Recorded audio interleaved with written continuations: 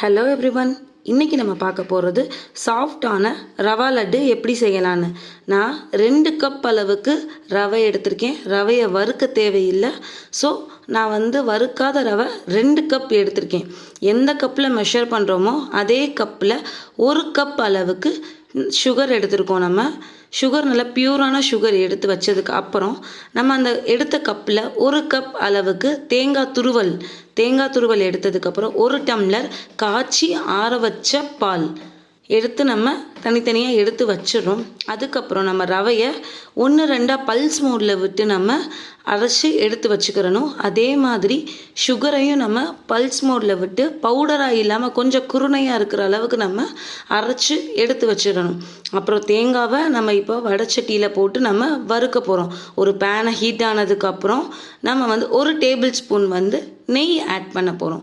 நெய் இந்த மாதிரி கெட்டியாக இருந்துச்சுன்னா நல்லா மெல்ட் ஆகிற அளவுக்கு மெல்ட் ஆனதுக்கப்புறம் நெய் நல்லா காஞ்சதுக்கப்புறம் நம்ம அடுப்பை சிம்மில் வச்சிடணும்.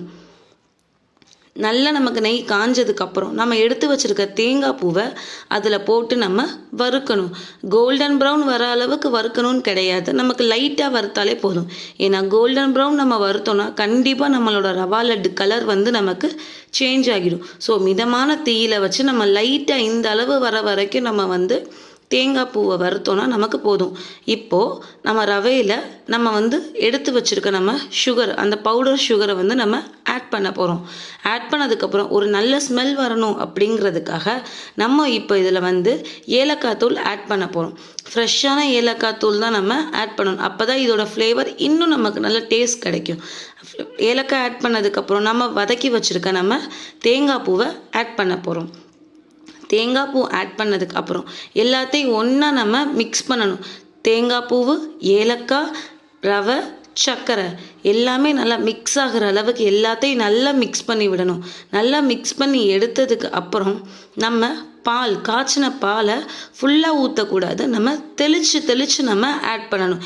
எப்படி நம்ம புட்டுக்கு தேவை மாதிரி தெளித்து நம்ம ஆட் பண்ணுவோமோ அதே மாதிரி இதுக்கும் பாலை தெளித்து நம்ம ஆட் பண்ணணும்.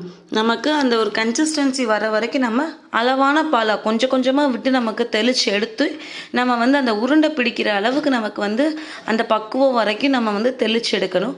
உருண்டை நமக்கு பிடிச்சோன்னா அந்த உருண்டை அந்த ஷேப் நமக்கு கரெக்டாக கிடைச்சிரும். ஸோ அந்த ஷேப் வர அளவுக்கு நம்ம பால் தெளித்து எடுத்தோன்னா நமக்கு ரவா லட்டு ரெடி. ரவா லட்டு நம்ம ரெடியானதுக்கு அப்புறம் நம்ம இதை ஒரு கண்டெய்னரில் போட்டு க்ளோஸ் பண்ணி